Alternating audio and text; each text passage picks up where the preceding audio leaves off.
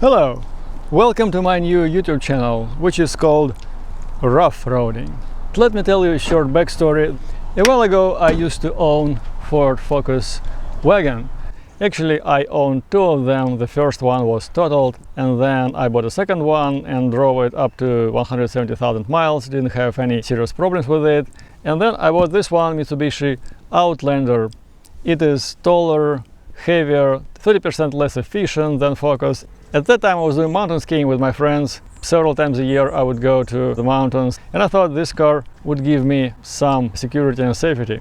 But over 10 years of me owning this car, there were exactly two cases when it came useful. One was in the mountains, in the snow, and another one was at the foothill of that mountain when I tried to go around traffic on a freeway.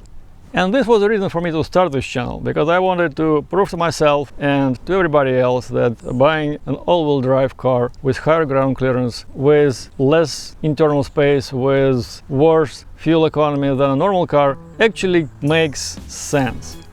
This means that I will be engaging in more adventurous driving, not necessarily off-roading, but rather choosing off-beaten path to some of my destinations. I want to drive over the roads that may be too easy for a souped-up Wrangler, but too demanding for a Corolla. Thinking about what rough-roading is, I've come up with 3 bullet points. The first is, rough-roading is about driving stock vehicles on bad roads, not about modding cars for off-road fun. I do not plan to perform significant upgrades on my car, like installing a lift kit or widening the track, or putting on larger wheels or all-terrain tires, although I would mind to buy a skid plate for my Outlander. The second principle is that driving over a rough road is about reaching the destination. The road should go somewhere. It just happens to be more bumpy than a paved highway. In other parts of the world this may be the only road available, but in California pretty much all roads are paved, so I need to make a deliberate choice to find a road that is poorly maintained, neglected, or even abandoned. And finally, any road can be a rough road.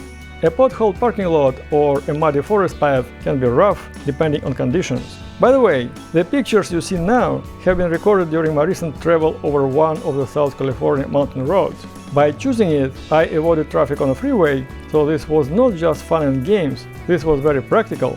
I will upload the full report about it in one of my next videos, so please subscribe to the channel to get notified. Also, please like and comment. Any kind of interaction helps me to promote my channel. See you soon!